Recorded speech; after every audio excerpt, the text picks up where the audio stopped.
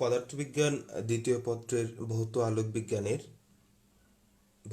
বিজ্ঞান অধ্যায়ের গুরুত্বপূর্ণ একটি টপিক হচ্ছে আলোর অপবর্তন ও অপবর্তন গ্রেটিং।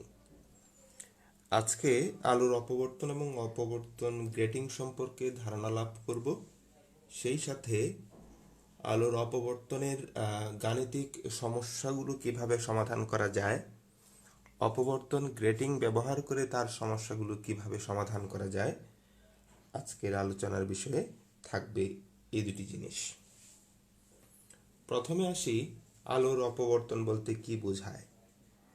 যে কোনো প্রতিবন্ধকের ধার ঘেঁষে বা সরু চিরের মধ্য দিয়ে যাওয়ার সময় জ্যামিতি আলো ছায়া অঞ্চলের মধ্যে আলোর বেঁকে যাওয়ার যে ঘটনা, সেই ঘটনাকে বলা হচ্ছে আলোর অপবর্তন। অর্থাৎ আলো সোজা যাবে, কিন্তু যখন কোনো প্রতিবন্ধকতার সম্মুখীন হবে তখন তার ধার ঘেঁষে সে বেঁকে যাবে, অথবা কোনো একটি চিরের মধ্য দিয়ে যখন সে যাবে তখন সে কি হবে, বেঁকে যাবে। এই যে বেঁকে যাওয়ার ঘটনা, সেই বেঁকে যাওয়ার ঘটনাটিকে বলা হচ্ছে আলোর অপবর্তন।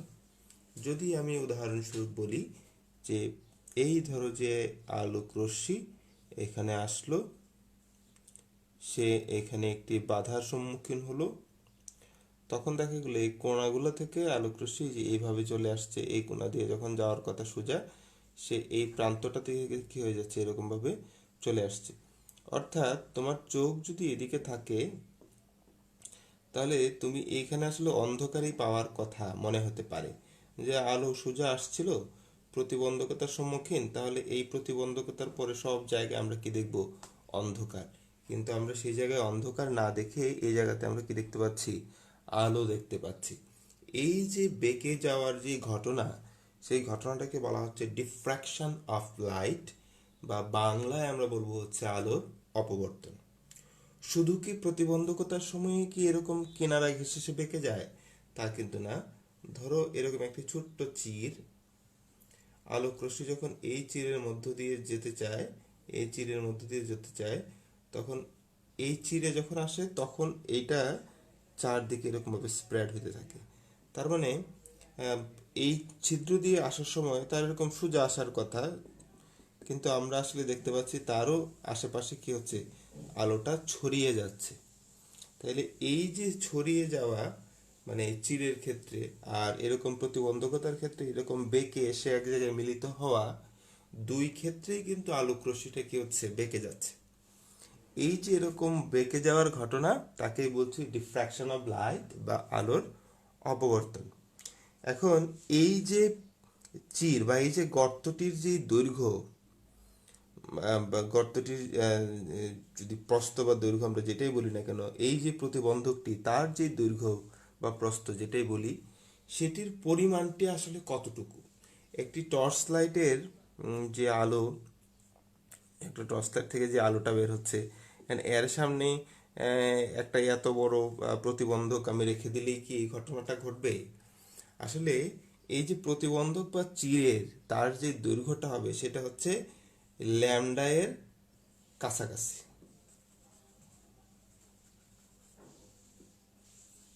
মানে তরঙ্গ দৈর্ঘ্যটা তো খুব ক্ষুদ্র থাকে আলোক রশ্মির, তো সেই তরঙ্গ দৈর্ঘ্যের কাছাকাছি, অর্থাৎ অনেক ক্ষুদ্র এই ছিদ্রটা। আসলে একটা ধরো যে কোনো একটা ওয়ালের একটা সুই ঢুকিয়ে দিলে যে ছিদ্রটা হয়, এর চেয়েও অনেক ছোট একটা ছিদ্র। তখন এর ভিতর দিয়ে আলো আসলে এরকম আলোটা কি হয়, ছড়িয়ে যায়। তো এই ঘটনাগুলোকেই আমরা বলবো হচ্ছে আলোর অপবর্তন। তাহলে এই যে তীক্ষ্ণ দ্বারের প্রতিবন্ধক যেটি আছে, বা কোনো চির বা ছিদ্রের আকার যদি আলোক তরঙ্গের সাথে, এই ছিদ্রটাকে যদি আমরা তরঙ্গ দৈর্ঘ্যের সাথে তুলনা করে যাই, বা তার যদি সমান হয়, অর্থাৎ এই এই এই যে দৈর্ঘ্যটি, সেই দৈর্ঘ্যটিকে যদি আমি এ দিয়ে প্রকাশ করি, এই যে ছিদ্রটি তার যে দৈর্ঘ্যটিকে যদি এ দিয়ে প্রকাশ করি, তাহলে এই এ এর মানটি যদি এরকম হয়, এই যে এ এর মানটি হতে হবে ল্যামডা এর সমান বা তার চেয়ে কি বড়। এ এর মানটি হবে ল্যামডা,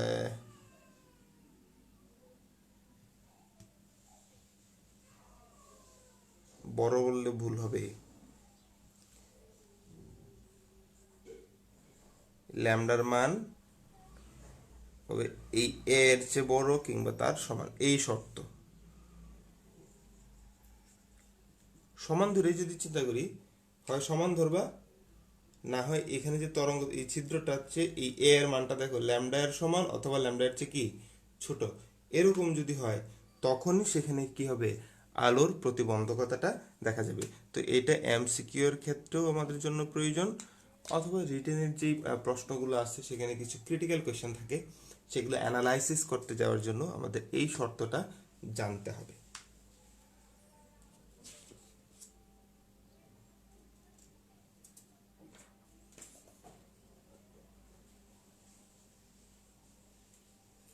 তারপরে অপবর্তনের শ্রেণীবিভাগ বলা আছে।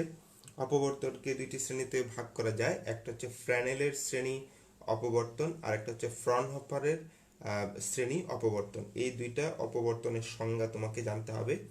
তো এই ফ্র্যানেল শ্রেণীর অপবর্তন আর ফ্রনহফার শ্রেণীর অপবর্তনটা আসলে কেমন, সেই সংজ্ঞাটাও আমরা একটু জেনে নিই। ফ্র্যানেলেরটা যদি চিন্তা করি, ফ্র্যানেল শ্রেণীর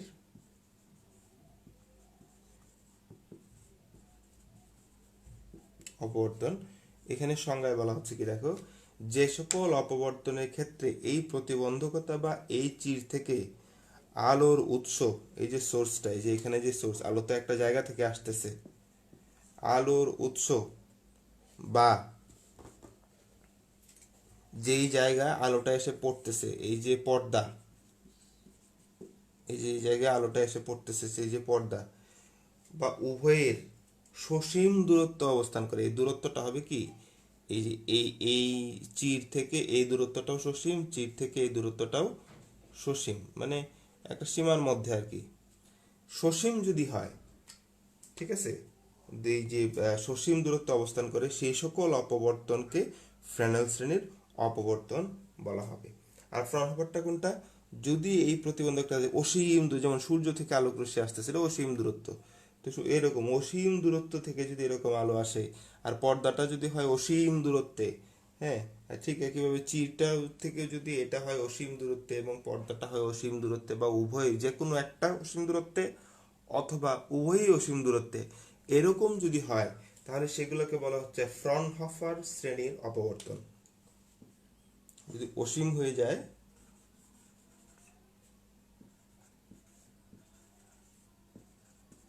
তাকে বলা হচ্ছে ফ্রনহফার শ্রেণীর অপবর্তন। তো ছোট্ট একটা পার্থক্য বা সংজ্ঞা থাকতে পারে, এটা জেনে রাখলা, এমসিকিউর জন্য দরকার।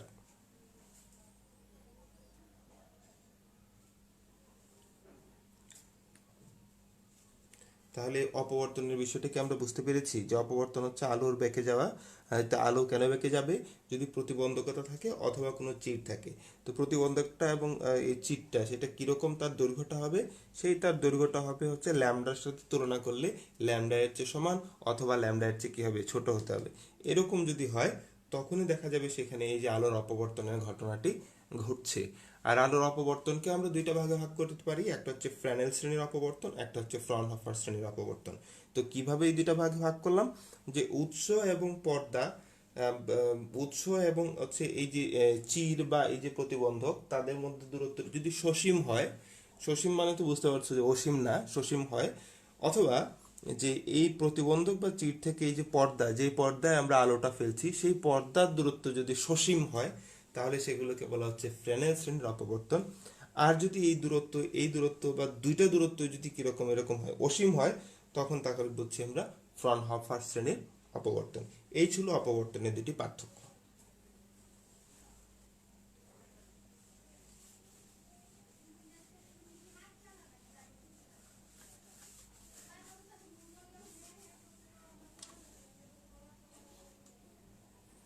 এবারে আমরা হচ্ছে এক চিরের দরুন অপবর্তন দেখব, বা একক চিরের দরুন অপবর্তন।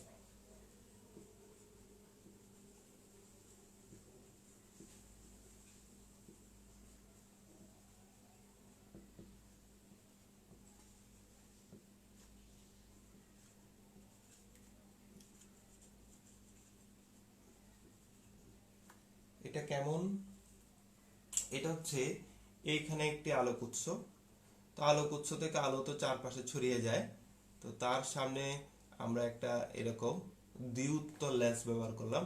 আলোর কাজ হচ্ছে ছড়িয়ে যাওয়া, এই ছড়িয়ে যাওয়া আলোটাকে সে আসলে কি করে এক এই সমান্তরালে তোমার সমান্তরাল করার ব্যবস্থা করে দেয়। তো এরকম যে আলোক রশ্মি এরকম সমান্তরালে আসলো, হ্যাঁ খেয়াল করো, আসার পর এইখানে একটি তুমি পেলে একটি চির, এই একটা চির পাচ্ছ, তো চিরের মধ্য দিয়ে আলোটা যখন চলে যাবে, এই চিরের দৈর্ঘ্যটা কেমন হবে, এই চিরের দৈর্ঘ্যটাকে যদি আমরা এ দিয়ে প্রকাশ করি, এটাকে যদি আমরা এ দিয়ে প্রকাশ করি, এ এর মানটা হবে ল্যামডা এর চেয়ে ছোট বা ল্যামডা এর সমান। ল্যামডা এর চেয়ে বড় হয়ে গেলে তখন কিন্তু আর অপবর্তনের ঘটনাটি ঘটবে না। এই শর্তটি আমরা এখানে একটু আগে লিখেছিলাম। তো আলো যখন এদিক দিয়ে যাচ্ছে তখন সে আলোটি কি হচ্ছে, যে সোজা চলে যাচ্ছে, সোজা চলে যাচ্ছে। শুধু কি সোজা চলে যাচ্ছে না, আমাদের তো অপবর্তনের কথা হচ্ছে, সেখান থেকে তো কিছু বেঁকেও যাবে, তাই না? তো এরকম বেঁকেও তো যেতে পারে। তো এই এই বক্রতাগুলোকে আসলে এক কেন্দ্রিক করার জন্য বা পর্দায় সুন্দরভাবে ফেলার জন্য আমরা এইখানে আরো একটি কি করলাম, দ্বিউত্তল লেন্সের ব্যবস্থা করলাম। তখন আমরা এখানে একটা পর্দা রাখলাম, সেই পর্দায় আমরা দেখলাম এখান থেকে আলোক রশ্মিগুলো এই জায়গায় এসে মিলিত হচ্ছে একটা বিন্দুতে, আবার এইখানের এগুলা কনসেন্ট্রেটেড হয়ে এই জায়গায় মিলিত হচ্ছে, এখান থেকে আলোক রশ্মি এসে এইভাবে মিলিত হচ্ছে। তো তো এরকম বিভিন্ন জায়গায় কিন্তু তারা আসলে মিলিত হবে, সেটা যে উপরে মিলিত হবে এরকম না, নিচের দিকেও মিলিত হবে। তবে সমান্তরাল সুঝা যেগুলো আসছে, এই যে এটা, সেটা একটা হচ্ছে মানে ম্যাক্সিমাম তার যে ব্রাইটনেস উজ্জ্বলতা, সেটা আমরা এখানে পাবো, ঠিক আছে। আর দূরের এই বিন্দুতেও মিলিত হচ্ছে, এখানেও আমরা আলো দেখব, এখানেও মিলিত হলে এখানেও আমরা আলো দেখব, এখানেও আলো দেখব, এই পাশেও আমরা উজ্জ্বল আলো দেখব, এই পাশেও আমরা উজ্জ্বল আলো দেখব। কিন্তু মাঝখানে একটা জায়গা আছে যেখানে আমরা কি বলবো, উজ্জ্বলতাটা ম্যাক্সিমাম পাবো। তো এটাকে যদি আমরা একটা ছবির মাধ্যমে বোঝাতে চাই, তো ছবিটা হচ্ছে এরকম যে এখানেও আমরা উজ্জ্বলতা পাচ্ছি, কিন্তু তার চেয়ে এইখানে উজ্জ্বলতাটা বেশি পাবো, কিন্তু তার চেয়ে এইখানে উজ্জ্বলতাটা আরো বেশি হবে, কারণ এটা হচ্ছে একেবারে সোজা, এখানে পথ পার্থক্য বা টাইমের কোনো একটা ডিফারেন্স নেই। এখানে আমরা এই চরমের চেয়ে একটু কম পাবো, দূরেরটাতে আমরা আরেকটু কম পাবো, তো আরো যদি যেতে থাকি আমরা আরো কি কম পাবো। তার মানে বুঝতে পারছি যে একটা সেন্টারে আমরা শুধুমাত্র কি পাচ্ছি, ম্যাক্সিমাম যে তার যে তীব্রতা বা ম্যাক্সিমাম যে ব্রাইটনেস, সেই জিনিসগুলোকে আমরা পাচ্ছি। তো এই ব্রাইটনেস পয়েন্টগুলোকে বলা হচ্ছে চরম বিন্দু। এই ব্রাইটনেস এই যে পয়েন্টগুলো, এই মাঝখানেরটা যেটা আছে সেটা হচ্ছে শূন্যতম, এরপরে যেটা আছে সেটা হচ্ছে 1 নম্বর ক্রম, এরপরের ক্রমটা হচ্ছে 2 নম্বর ক্রম, এখানে আলো থাকতে পারে 3 নম্বর ক্রম, শূন্য উপরে এটা হচ্ছে 1 নম্বর ক্রম, এরপরে এটা হচ্ছে 2 নম্বর ক্রম, আরো থাকবে 3 নম্বর ক্রম। তো ক্রমের সংখ্যা যত বাড়তে থাকবে এই তীব্রতাটার পরিমাণটাও আস্তে আস্তে কি হতে থাকবে, কমতে থাকবে। দূরে যত যেতে থাকবে তীব্রতার পরিমাণ কমতে থাকবে, কিন্তু এই তীব্রতার জায়গাগুলোতে উজ্জ্বল তো আমরা দেখবো, কিন্তু সেই উজ্জ্বলতাটার মানটা কম হবে। তাই এই 1 নম্বর বিন্দু 2 নম্বর বিন্দু দুইটাই উজ্জ্বল বিন্দু, একটা একটু বেশি উজ্জ্বল, দুইটা একটু কম উজ্জ্বল। তাহলে তার মাঝখানেরটা কি হবে, তার মাঝখানে কিছু অন্ধকার বিন্দু পাবো, তার মাঝখানে কিছু আলো ছায়ার মতো বিন্দু পাবো। এই যে উজ্জ্বল বিন্দুগুলো, এই উজ্জ্বল বিন্দুগুলোর নাম হচ্ছে চরম বিন্দু। আর মাঝখানে যেটা সেটা হচ্ছে কেন্দ্রীয় চরম, অর্থাৎ এর চেয়ে চরম ভাবে কিছু হয় না, এটা হচ্ছে কেন্দ্রীয় অবস্থানে আছে। হ্যাঁ, এগুলো হচ্ছে চরম বিন্দু। এবং দুইটি চরম বিন্দুর মাঝখানে যে বিন্দুটি পাচ্ছি আমরা, সেগুলোকে বলছি আমরা চরমের বিপরীত অবম, ঠিক আছে। তো চরম মানে হচ্ছে সেখানে আমরা উজ্জ্বলতা দেখতে পাচ্ছি, আর অবম মানে সেখানে আসছে কি, অন্ধকারের বিষয়টি। এখানে উজ্জ্বলতার বিষয়টি এসেছে, আর অবমের মধ্যে এসেছে কি, অন্ধকারের বিষয়টি। এবং উজ্জ্বলতা এবং অন্ধকার এই দুইটার মধ্যে আসলে পথ পার্থক্যের অনেকগুলো বিষয় আছে। তো সেই গাণিতিক বিষয়গুলোতে এত ডিটেলস না গিয়ে বইয়ে আমাদেরকে চটপট ভাবে দুইটা জিনিস বলে দিছে, যে শর্ত চরম হওয়ার জন্য কি কি শর্ত বা অবম হওয়ার জন্য কি কি শর্ত। প্রথমে বলা হচ্ছে অবম হওয়ার শর্ত, যে অবম বিন্দু আমরা কি শর্তে পেতে পারি। তো অবম হওয়ার শর্তগুলো দেখি, যে এই যে বেঁকে গেল, তাই না, এদের মাঝখানে একটা পথের পার্থক্য তো হয়েছে, তাই না। এখান থেকে যদি আমি একটা লম্ব টাইনে দিই তাহলে এখানে একটা পথের পার্থক্য পাবো আমরা। এটা যদি এ বিন্দু হয় ক্যাপিটাল এ, এটা যদি ডি বিন্দু হয়, হ্যাঁ, এটা যদি বি হয়, তাহলে পথ এইখানে যে মিলিত হলো তার যে পথের পার্থক্য সেটা হবে বিডি, অর্থাৎ লম্ব টেনে দিলে যে অতিরিক্ত যে অংশটি থাকে সেটি হচ্ছে তার পথের পার্থক্য। এইখানে যদি একটা কোণ উৎপন্ন হয়, সেই কোণটা যদি হয় থিটা, হ্যাঁ, এই বাহুটা যদি হয় এ, তাহলে তুমি একটু হিসাব করে দেখো যে এই এই একটু খেয়াল করো যে আমি লম্ব টানছি, তাই না? তাহলে এখানে এ বি ডি একটি সমকোণী ত্রিভুজ, এই জায়গায় এটা হচ্ছে কোণ। আমি যদি এখানে সাইন থিটা লিখি, থিটা ইকুয়াল টু কি, সাগরের লবণ আছে, লম্ব, লম্ব হচ্ছে কোণের বিপরীত বাহু বিডি, আছে মানে অতিভুজ, অতিভুজ কোনটা, অতিভুজ হচ্ছে এই এবি। তাহলে দেখো বিডি ইকুয়াল টু আমরা কি লিখতে পারি, যে বিডি ইকুয়াল টু লিখতে পারি এবি সাইন থিটা। এখন এই থিটাটা এই বিন্দুর জন্য, এইখানে যদি আমরা আবার একটা রেখা পাইতাম তাহলে এইখানে কিন্তু থিটাটা আবার ভিন্ন ভিন্ন হইতো, অর্থাৎ এই ক্রমর বিচার, এটা 1 নম্বর ক্রম হতে এখানে হইছে থিটা, 2 নম্বর ক্রমতে গেলে কোণ আর এটা থাকতো না, ডিফারেন্ট আরেকটা কোণ হইতো। 3 নম্বর বিন্দুর জন্য যদি আমরা এরকম পথ পার্থক্য বের করতে যেতাম তাহলে সেটা ভিন্ন হতো। এই ভিন্নতার জন্য এই থিটাটাকে সাথে থিটা এন লিখে দেওয়া হয়েছে, অর্থাৎ বিভিন্ন ক্রমের জন্য তার মানটা ভিন্ন ভিন্ন। এবং এই যে এ বি দূরত্বটি, সেটি কিন্তু শুরু থেকেই বলছি যে চিরের মধ্যে যে দৈর্ঘ্যটি, চিরের দৈর্ঘ্যটি, সেটি আসলে হচ্ছে কি, যাকে আমরা রিপ্রেজেন্ট করছি হচ্ছে এ দিয়ে। তো আমরা চাইলে সেটিকে এখানে লিখে দিতে পারি এ সাইন থিটা এন, এটি হচ্ছে পথ পার্থক্য। তো অবম হওয়ার শর্তটি কি, অবম হওয়ার শর্ত হচ্ছে এই যে পথ পার্থক্য এ সাইন থিটা এন, এর মানটি হতে হবে এন ল্যামডা এর সমান। এটা কিন্তু খুব ভালোভাবে শিখে ফেলতে হবে যে অবম হওয়ার জন্য এই অপবর্তনের ক্ষেত্রে, এটা কিন্তু অপবর্তনের ক্ষেত্রে এন সাইন থিটা হইতে হবে কত, এন ল্যামডা। এটা কিন্তু উল্টা। আমি যখন এই আগের যে অংশটিতে আমরা কথা বলেছি ইন্টারফারেন্স, ব্যতিচার, সেখানে সাথে এই অবম, এই কন্ডিশনটি একটু উল্টা, ঠিক আছে? তো চরমের ক্ষেত্রে যদি আমরা চিন্তা করি যে চরম হওয়ার শর্ত কি, আমরা এই জিনিসটা একটু কষ্ট করে মনে রাখবো। তখন হচ্ছে কি এ সাইন থিটা এন, কিন্তু এই এন প্রাইম দিলাম সেটা ভিন্ন, মাঝখানে প্রাইম দিলাম সেটা বোঝানোর জন্য যে এটা যে আমরা চরম বোঝাচ্ছি, তখন সেটাকে আমরা লিখবো এরকম 2n+1 ইন্টু ল্যামডা বাই 2। তো তোমরা জানো যে এরকম ল্যামডা এবং ল্যামডা বাই 2 এর বিষয়টি ব্যতিচারের ক্ষেত্রেও এসেছিল, তো এখন অপমের ক্ষেত্রেও এসেছে। তো সেই ক্ষেত্রে আমরা এই দুইটা জিনিস খুব ভালোভাবে শিখে রাখবো, এই দুইটা জিনিস আমরা মুখস্থ রাখবো, হ্যাঁ, কারণ এটা না হয় আমরা অ্যাপ্লাই করতে গিয়ে আমরা ভুল করে ফেলবো। তাহলে আলোর অপবর্তনের বিষয়টি আমি আরেকবার একটু বলি। সেটি হচ্ছে কি, যে কোনো একটা সোর্স থেকে আলোক রশ্মি কোনো একটা লেন্সের উপর এসে পড়লো, সেই লেন্স কি করলো, যে আলোটাকে ফোকাস করলো, ফোকাস করে নিয়ে গেল কোথায়, একটি চিরের মধ্যে। তো সেই চিরের যে দৈর্ঘ্যটি, সেই দৈর্ঘ্যটি হবে যেই আলোটা আসলো, এটা লাল আলো নাকি নীল আলো নাকি বেগুনি আলো, যেই আলোটাই আসুক, ওই আলোর যে তরঙ্গ দৈর্ঘ্য তার সমান হতে হবে এই চিরটি, বা তার চেয়ে কম হতে হবে। এই শর্ত যদি ফুলফিল না করে তাহলে এরকম কেন্দ্রীয় চরম অবম অন্ধকার আলোর যে একটা পর্যায়ক্রম, এই জিনিসটা কিন্তু আমরা পাবো না। যখন আলোটা আসলো, আলো তো সোজাও যায় বেঁকেও যাবে, এরকম চারপাশে উপরের দিকেও যাবে নিচের দিকেও যাবে। তো এমন একটা কেসে এই জটিলতা এড়ানোর জন্য আমরা জাস্ট দুইটা বিন্দু কনসিডার করলাম, এবং সেই দুইটা বিন্দুর মধ্যে একটা বিন্দু হচ্ছে সোজা, সেটাকে বলছি আমরা কেন্দ্রীয় চরম, আর এর আশেপাশে উপরের বিন্দুটাও প্রথম ক্রম, নিচের বিন্দুটাও প্রথম ক্রম, কারণ তাদের এনার্জি লেভেলগুলো দেখতে একই রকম, এবং সেটিকে একটি চিত্রের মাধ্যমে আমরা বোঝানোর চেষ্টা করেছি। এবং দুটি চরমের মাঝখানে আমরা কিছু অন্ধকার অঞ্চল পাচ্ছি, তাকে আমরা নাম দিয়েছি অবম। এই অপবর্তন গ্রেটিং এর এই এক চিরের দরুন সেখানে আমাদের অবম হওয়ার যে শর্ত সেটি হচ্ছে এ সাইন থিটা। এ সাইন থিটা যে পথের পার্থক্যটি সেটি বোঝাতে পেরেছি নিশ্চয়ই।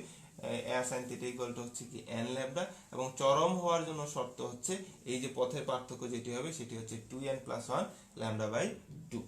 এই জিনিসটি আমরা শিখে রাখবো। তাহলে আমাদের এই যত ক্রম বলবে সেই ক্রমের জন্য n এর মান 1 2 3, এই জিনিসগুলো আমরা বসিয়ে ফেলবো। আর এই যে কেন্দ্রীয় চরম থেকে আশেপাশের জায়গাগুলো হতে বা এটাকে মুখ্য চরমও বলা হয়, তো পরের গুলো হচ্ছে গৌণ চরম, সেইগুলো আস্তে আস্তে কি হবে, কমে যাবে, হ্রাস বৃদ্ধি ঘটছে দেখতে পাচ্ছি আমরা। তাহলে অপবর্তনের বিষয়টি আমরা এখানে শেষ করলাম। আমরা পরবর্তীতে পর্ব হচ্ছে অপবর্তন গ্রেটিং নিয়ে।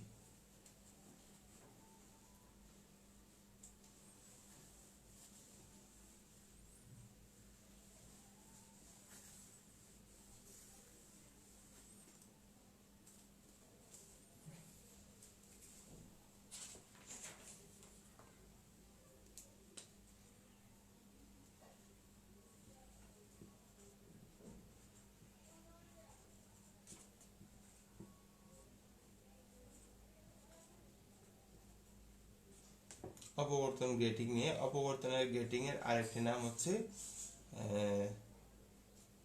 ঝাঁঝরি, কোনো জায়গায় বলা হয় ঝালর। হ্যাঁ, কোনো সমস্যা নেই। তো এটা আসলে কি একটু বোঝাই যে আলোক উৎসকে বিশ্লেষণের অতি প্রয়োজনীয় কৌশল হলো এই অপবর্তন গ্রেটিং। মানে আলোটার উৎস থেকে আলোক উৎসটা যে আসলে কি, সেই উৎসটার এটা কি মনোক্রোমেটিক লাইট বা এটা কি লাইট আসলো, এটার ভিতরে আর কোনো রং টং আছে কিনা, এটার তরঙ্গ দৈর্ঘ্য কি, এইসব জিনিস মেজার করার জন্য আমরা আসলে একটা কৌশল বের করে নিচ্ছি। সেই কৌশলটাই হচ্ছে আমাদের অপবর্তন গ্রেটিং। সেটা কিভাবে হয়, যে পাশাপাশি স্থাপিত অনেকগুলো সমপ্রস্থের সূক্ষ্ম চির সম্পন্ন পাতকে অপবর্তন গ্রেটিং বলা হয়। এটি যদি আমি একটু সহজে বোঝানোর চেষ্টা করি, মনে করো এটি একটি কাচের টুকরা এবং সেই টুকরাটি হচ্ছে ধরো যে 1 সেন্টিমিটার।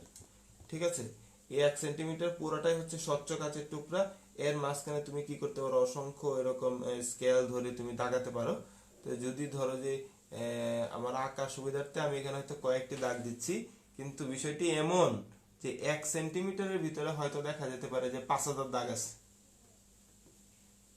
ঠিক আছে, 1500 দাগ থাকতে পারে, 3000 থাকতে পারে, 5000 থাকতে পারে, এরকম কি হতে পারে দাগ, এই যে এরকম টানা দাগ দেওয়া থাকতে পারে। তো তুমি যখন একটা কাচকে দাগ দিবা, সেই দাগটা কিন্তু আসলে অস্বচ্ছ।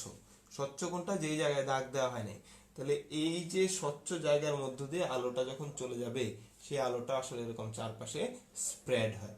ওই স্প্রেড হওয়ার পর সেটাকে আমরা একটা বিন্দুতে মেলানোর জন্য আমরা সেখানে দ্বিউত্তর লেন্স ব্যবহার করি। তো লেন্স ব্যবহার করে সেই জায়গায় আমরা চরম এবং অবম বিন্দুগুলো আবার খুঁজে বের করি। তাহলে আমরা এখন কিন্তু আগে কিন্তু অপবর্তন নিয়ে কথা বলেছি, এখন আমরা কথা বলছি অপবর্তন গ্রেটিং নিয়ে। এবং গ্রেটিংটা কিভাবে বানানো হয় বললাম, যে একটি কাচের টুকরা, স্বচ্ছ কাচের টুকরা, সেটা ধরো যে 1 সেন্টিমিটার 2 সেন্টিমিটার, মানে এত কম, এর মধ্যে এরকম 5000 10000 15000 দাগ পর্যন্ত দেয়া থাকতে পারে। ঠিক আছে, তাহলে অপবর্তনটা এই গ্রেটিং এর যন্ত্রটা বা ডিভাইসটা হচ্ছে এটা। এখন কিছু টার্ম তো আমাদেরকে জানতে হবে। যে প্রথম যে টার্মটা জানবো সেটা হচ্ছে গ্রেটিং ধ্রুবক।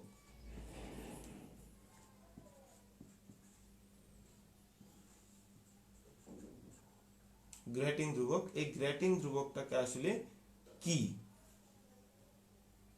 এই গ্রেটিং ধ্রুবকটা আসলে একটা দূরত্ব।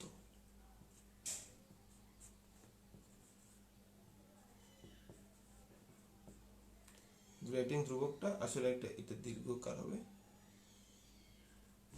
দূরত্ব।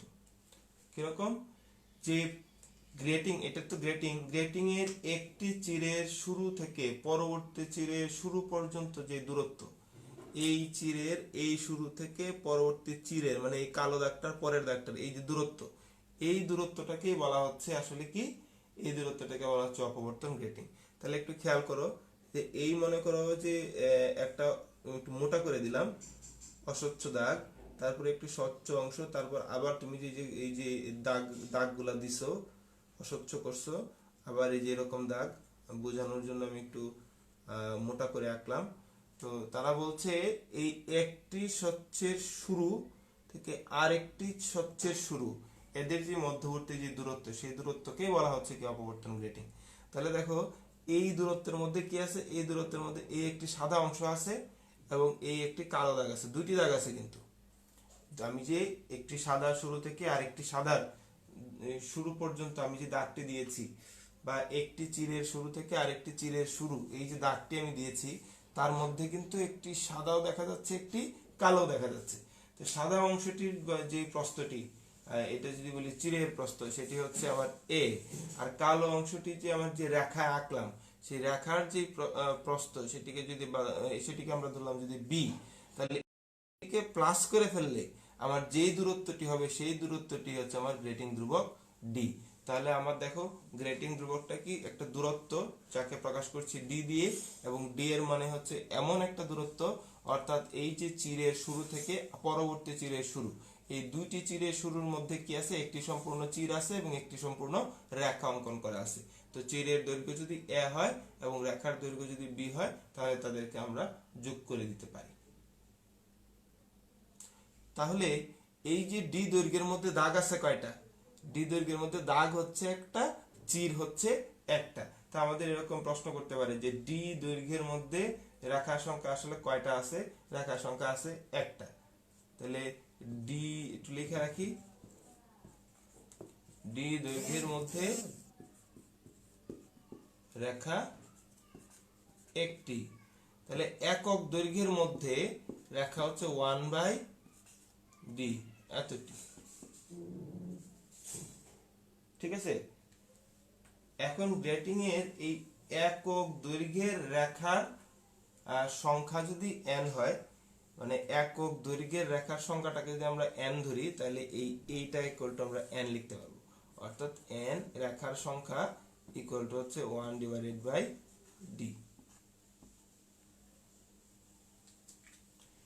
এই n এর পরিচয় কি, n এর পরিচয় হচ্ছে একক দৈর্ঘ্যের রেখার সংখ্যা। n এর পরিচয়টা আমি বলে রাখি, এটা একটু মুছে দিই এখন, যেহেতু ছবিটা বোঝানো হয়েছে। এই n কিন্তু শুধু রেখার সংখ্যা না, n কিসের সংখ্যা, একক দৈর্ঘ্যের রেখার সংখ্যা।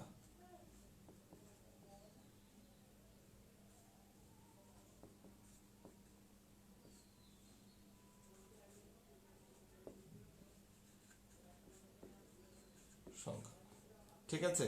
তো কেউ চাইলে যে এরকম n ইকুয়াল টু 1/d না লিখে 1a প্লাস b ও কিন্তু লিখতে পারে। কারণ কি, কারণ তুমি তো আগেই বলে দিছো d মানে হচ্ছে a প্লাস b, এটা 1।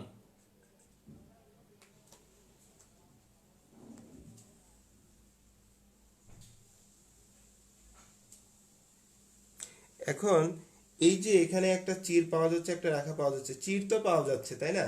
তো এই চিরের জন্য কিন্তু আমরা সেখানে আবার চরম এবং অবম পাবো। কিরকম সেই ঘটনাটি, সেই ঘটনাটি হচ্ছে যে ধরো যে এখানে এখানে তো অনেকগুলো হচ্ছে এই সাদা দাগগুলো হচ্ছে চির, আর কালোগুলো হচ্ছে তার প্রতিবন্ধক, ঠিক আছে।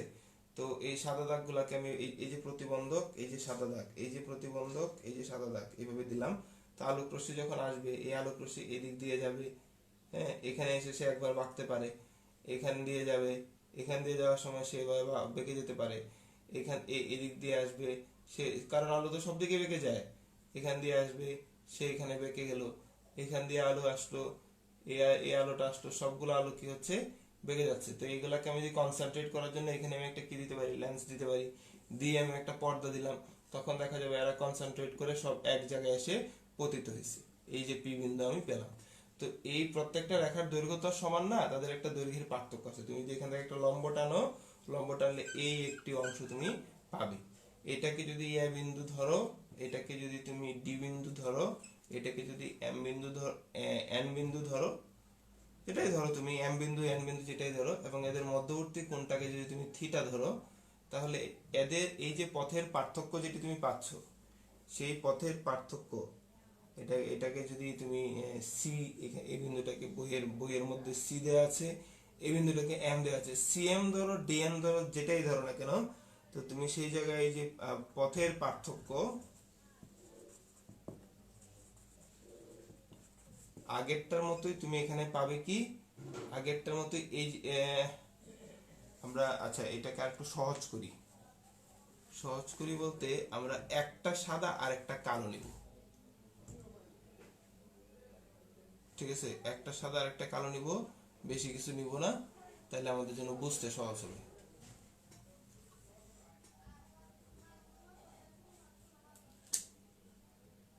হ্যাঁ, এই আলোক রশ্মিটা এখানে আসলো, আমরা দেখতেই পাচ্ছি তাদের মাঝখানে একটা পথের পার্থক্য তৈরি হয়ে গেছে। এই বিন্দুটা হচ্ছে সি বিন্দু, এই বিন্দুটা হচ্ছে এম বিন্দু, মধ্যবর্তী কোণ যেটা হয়েছে সেটাকে দিলাম আমরা থিটা। এখানে আমি একটা লেন্স বসাইলাম, লেন্স বসানোর পর দেখা গেল তারা পর্দায় এসে আপতিত হইল, এই বিন্দু এসে মিলিত হইল। তাহলে এদের যে পথের পার্থক্য তৈরি হলো সেটা হচ্ছে কত, সি এম। ঠিক আছে, আর মাঝখানে আমরা দেখো একটা চির পেয়েছি, তাই না? এই চিরের দৈর্ঘ্য হচ্ছে এ, আর প্রতিবন্ধকতার দৈর্ঘ্য হচ্ছে কত, বি। তাহলে তোমার এই যে পথ পার্থক্য ইকুয়াল টু, যদি তুমি এই কোণের বিধি টিধি প্রয়োগ করো তাহলে তুমি দেখবে যে সি এম ইকুয়াল টু লেখা যাবে যে এ সি সাইন থিটা। এই থিটাটাও কিন্তু থিটা এন, কারণ শুধুমাত্র এখানে না, আরো বিভিন্ন জায়গাতে তুমি চরম বিন্দু অবম বিন্দু তুমি পাবে। আর এই যে পথের পার্থক্য সিএম যেটা আমরা পেয়েছি, এটাকে একটু এভাবে লিখি যে AC, CM equal to AC, AC এর জায়গায় লেখা যায় কত, A plus B sine theta N. তো এই পথের পার্থক্যটি ব্যবহার করে আমরা যদি চরম এবং অবমের কথা যদি বলতে চাই, আমরা যদি চরম এর শর্ত আর অবমের শর্ত লিখতে চাই, আগেরটার ঠিক উল্টা ঘটনা ঘটবে।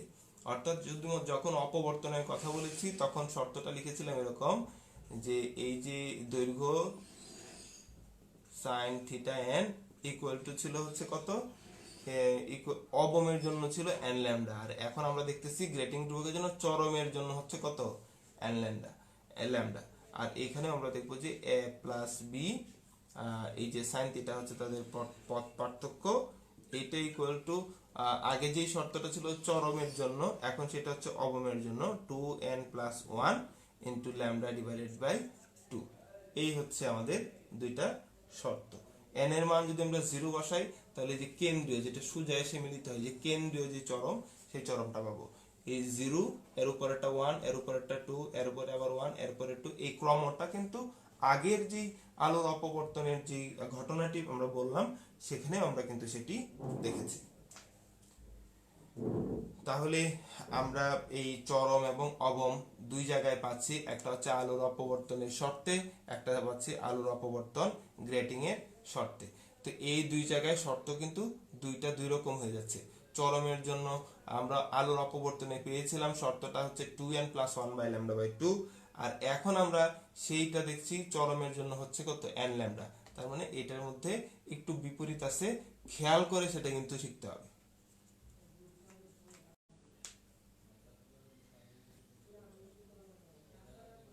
তাহলে আজকে আলোচনার মধ্যে দিয়ে আলোর অপবর্তন এবং অপবর্তন গ্রেটিং বিষয়টি উঠে আসলো।